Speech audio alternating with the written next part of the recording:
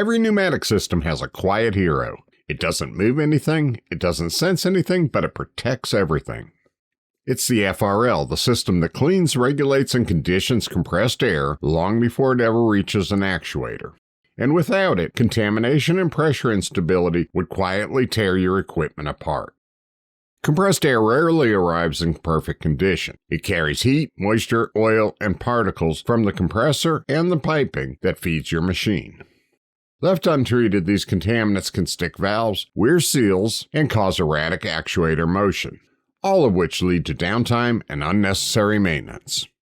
The filter removes particles and bulk water from the airstream. Inside the bowl, air swirls downward, shedding moisture as droplets fall into the drain area. Only cleaner, drier air continues downstream.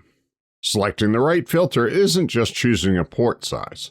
It starts with air volume and filter media. Your filter must be able to supply the peak system airflow, not just average flow. Flow demand rises with larger cylinders, faster cycle speeds, multiple actuators moving at once, and long or restrictive piping. If the filter's SCFM rating is too low, you'll get pressure drop, slow actuators, and reduced force.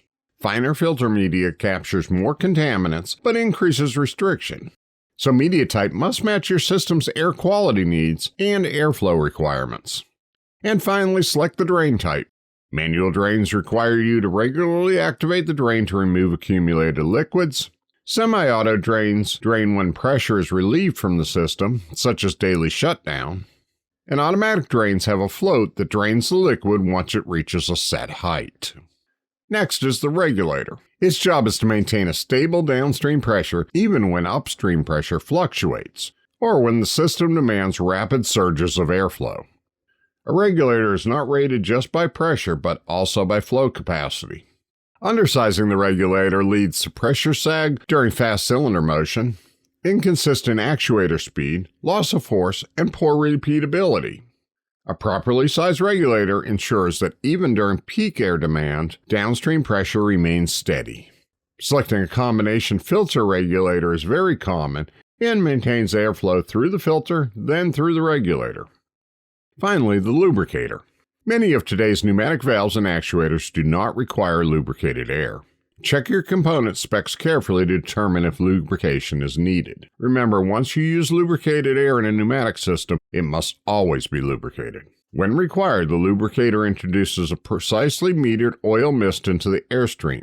Lubricators rely on airflow to pull oil into the airstream.